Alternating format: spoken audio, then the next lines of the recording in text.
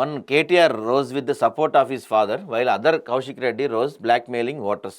Look at their arrogance in assembly. No respect for the chief minister, no respect for the leader of opposition, and no respect even for his own father. ఇది కూడా కరెక్టే కదా. నువ్వు ముఖ్యమంత్రికి respect ఇచ్చి లేవలేదనుకుందాం, మీ నాన్న లేచిండుగా. ఇప్పుడు మనం ఒక ఫంక్షన్కో ఎడుకోబోతామండి, ముందు మా నాయన కూర్చున్నాడు, వెనకాల ఎడో నేను కూర్చున్నాను, ఎవరో వస్తే మా నాన్న లేచాడు. మా నాన్న లేచాడు కానీ నేను కూడా లేవాలిగా. నువ్వు ముఖ్యమంత్రికి రెస్పెక్ట్ ఇవ్వడం చేత కాదు నీకు, మిగతా సభ్యులకు రెస్పెక్ట్ ఇవ్వడం చేత కాదు నీకు, కనీసం మీ నాయనకైనా రెస్పెక్ట్ ఇవ్వాలి కదా కేటీఆర్. నువ్వు మీ నాయనకి కూడా రెస్పెక్ట్ ఇవ్వవా? సరే రైట్. అయితే కేసీఆర్ దగ్గరికి వచ్చి బాగుందా అని పలకరించారు రేవంత్ రెడ్డి గారు. ఆరోగ్యం ఎలా ఉంది? కేసీఆర్ను ఆత్మీయంగా పలకరించిన సీఎం రేవంత్. కేసీఆర్ వద్దకు వెళ్ళి నమస్కరించి యోగక్షేమం అడిగిన సీఎం. అసెంబ్లీలో సరికొత్త సాంప్రదాయానికి తెరలేపిన ముఖ్యమంత్రి రేవంత్. రాగానే లేచి నుంచున్న కేసీఆర్, 17 మంది బీఆర్ఎస్ ఎమ్మెల్యేలు, కుర్చీల్లోంచి లేవని కేటీఆర్, కౌశిక్ రెడ్డి, ఎమ్మెల్యేలు ఎమ్మెల్సీలకు సెంట్రల్ హాల్. మేము ప్రతి సభ్యుడిని గౌరవిస్తాం, ఎందుకు వెళ్ళిపోయారో కేసీఆర్ని అడగండి. మీడియాతో ఇష్టాగోష్ఠిలో సీఎం రేవంత్. కానీ మంచి షూర్ యార్కర్లు వేస్తున్నాడండి రేవంత్ రెడ్డి మాత్రం.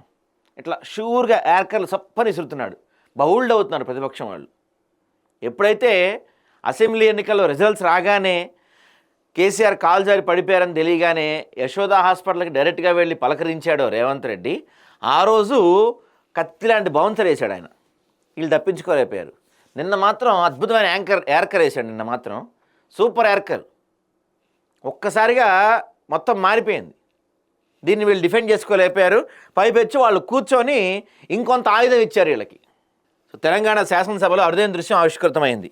కాంగ్రెస్ ప్రభుత్వం ఏర్పడిన తర్వాత 2 ఏళ్లలో 6 సార్లు అసెంబ్లీ సమావేశాలు జరిగాయి. తాజాగా సోమవారం శీతాకాల సమావేశాలు ప్రారంభమయ్యాయి. సభ కొలువుదీరడానికి కొద్ది నిమిషాల ముందు ముఖ్యమంత్రి రేవంత్ రెడ్డి విపక్ష నేత కేసీఆర్ని ఆప్యాయంగా పలకరించారు. ఉదయం 10:30 గంటలకు మాజీ ముఖ్యమంత్రి బీఆర్ఎస్ పక్షనేత కేసీఆర్ సభలోకి వచ్చారు. ఆ తర్వాత 1 నిమిషానికే సీఎం రేవంత్ రెడ్డి సభలోకి ప్రవేశించారు. లోపలికి రాగానే ఆయన తన స్థానంలో నుంచి కేసీఆర్కి నమస్కరించారు. ఆయన స్పందించకపోవడంతో రేవంత్ రెడ్డి లేచి కేసీఆర్ దగ్గరికి వెళ్ళారు. నమస్కారం చేసి ఆరోగ్యం బాగుందా, ఎలా ఉన్నారని కేసీఆర్ను రేవంత్ రెడ్డి పలకరించారు. తెలంగాణ రాష్ట్రం ఏర్పడి నుంచి ఇప్పటి వరకు పలుమార్లు శాసనసభ సమావేశాలు జరిగాయి. కొత్తగా శాసనసభ కొలుదీరిన తర్వాత స్పీకర్ని ఎన్నుకుంటారు. తర్వాత శాసనసభ పక్ష నేత సీఎం ప్రతిపక్ష నేతలను కలిసి సభాపతిని తోడుకొని వెళ్ళి కుర్చీలో కూర్చోబెట్టడం ఆనవాయితీ. అయితే తొలి దఫా 4.5 ఏళ్ళు, రెండోసారి 5 ఏళ్ళు రాష్ట్రంలో శాసనసభ సమావేశాలు జరిగాయి. ఏ సమావేశాల్లోనూ విపక్ష నేతలు ముఖ్యమంత్రి స్వయంగా వెళ్ళి పలకరించడం, నమస్కరించడం జరగలేదు. తొలిసారిగా సభా సాంప్రదాయాలను పక్కన పెట్టి ముఖ్యమంత్రి రేవంత్ రెడ్డి మాజీ సీఎం కేసీఆర్ని పలకరించారు. ఆయన కుర్చీ వద్దకు వెళ్ళి నమస్కరించి మరీ యోగక్షేమాలు తెలుసుకున్నారు. సీఎం రేవంత్ రెడ్డి చర్య రాజకీయాల్లో సంచలనం సృష్టించింది. రాష్ట్రంలో కాంగ్రెస్ ప్రభుత్వం కొలుదిరిన కొద్ది రోజులకే కేసీఆర్ ఇంట్లో జారిపడి ఆసుపత్రిలో చేరగా రేవంత్ రెడ్డి ఆయన పరిస్థితిపై నిరంతరం ఆరా తీశారు. స్వయంగా హాస్పిటల్కి వెళ్ళి మరీ పరామర్శించారు. ఆ తర్వాత పలు సభల్లో కేసీఆర్ను రాజకీయంగా విమర్శించినప్పటికీ ఆయన పట్ల పలు సందర్భాల్లో గౌరవంగానే వ్యవహరించారు. తాజాగా శాసనసభలో కేసీఆర్ను ఆప్యాయంగా పలకరించడం ద్వారా రేవంత్ సరికొత్త సాంప్రదాయానికి తెరతీశారు. విమర్శకుల ప్రశంసలు సైతం అందుకున్నారని పలువురు వ్యాఖ్యానించారు. 2014-18 మధ్య కాలంలో ముఖ్యమంత్రిగా కేసీఆర్, కాంగ్రెస్ పక్ష నేతగా కుందూరు జానారెడ్డి, 2018-23 మధ్య కాలంలో సీఎంగా కేసీఆర్, కాంగ్రెస్ పక్ష నేతగా బట్టి విక్రమార్క ఉన్నారు. 2014-18 కాలంలో జానారెడ్డిని కేసీఆర్ పలు సందర్భాల్లో ఆప్యాయంగా పెద్దలు జానారెడ్డి అని పలుమార్లు ప్రస్తావించారు తప్ప సభలో ఆయన దగ్గరికి వెళ్ళి ఏనాడు కరచాలనం చేయలేదు. ఇక 2018-23 మధ్య కాంగ్రెస్ నుంచి 19 మంది శాసనసభ్యులు గెలవగా విపక్ష నేతగా బట్టి ఎంపికయ్యారు. అయితే అప్పట్లో 12 మంది కాంగ్రెస్ సభ్యులు ఎమ్మెల్యేలను బీఆర్ఎస్లో చేర్చుకోవడంతో బట్టికి విపక్ష నేత హోదా లేకుండా చేయడానికి ప్రయత్నాలు జరిగాయన్న విమర్శలు కూడా వచ్చాయి. ఇక కేసీఆర్ ఏ రోజు బట్టిని సభలో కలిసి అభినందించిన దాఖలాలు లేవు.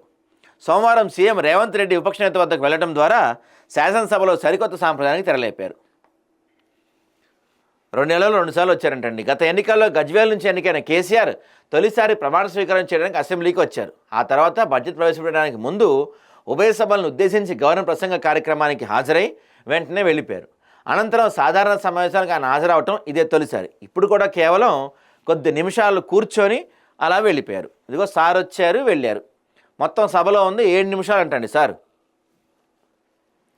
శాసనసభ సమావేశాలకు మాజీ సీఎం కేసీఆర్ హాజరవుతారా లేదా అని సర్వత్రా చర్చ జరిగింది.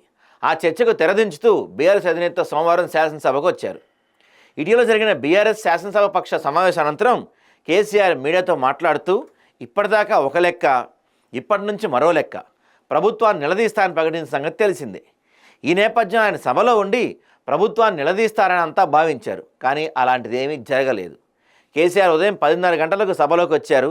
శాసనసభ సమావేశం ప్రారంభం కాగానే పలు పేపర్లు ప్రవేశపెట్టినట్టు ప్రకటించిన స్పీకర్ మాజీ మంత్రి రామిరెడ్డి దామోదర్ రెడ్డి, కొండా లక్ష్మణ్ రెడ్డిల సంతాప తీర్మానంపై మాట్లాడుతుండగానే 10:36 నిమిషాలకు కేసీఆర్ బయటికి వెళ్ళిపోయారు.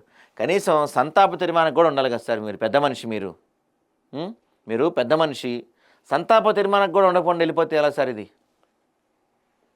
ఆయన కేవలం 7 నిమిషాలే సభలో ఉండటం గమనార్హం. ఇక సంతాప తీర్మానం అనంతరం మాజీ సభ్యులకు శ్రద్ధాంజలి ఘటించి 2 నిమిషాల పాటు సభ మౌనం పాటించింది.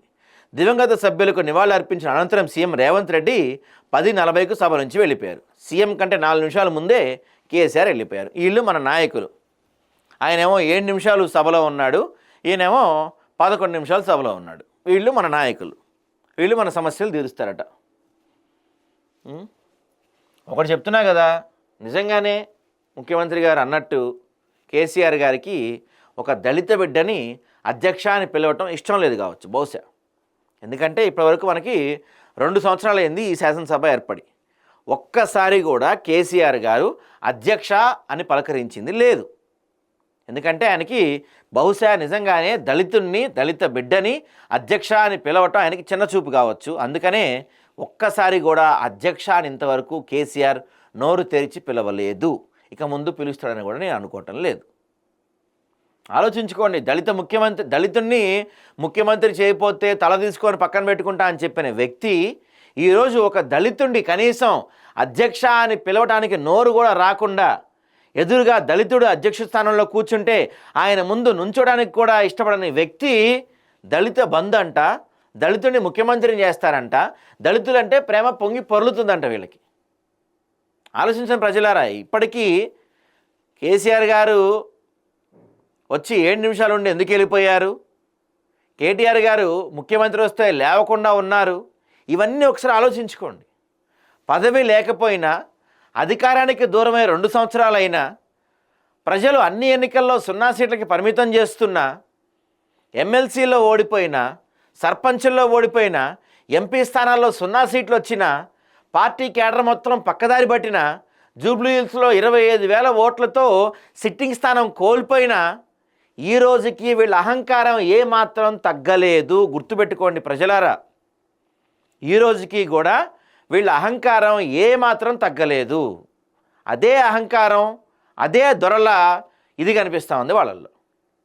కాబట్టి ఏదో ఇప్పుడు ప్రతిపక్షంలో ఉన్నారు కాబట్టి ప్రజా సమస్యలపై కొట్లాడుతున్నట్టు నటిస్తున్నారేమో కానీ వీళ్ళ అసలు ఇంటెన్షన్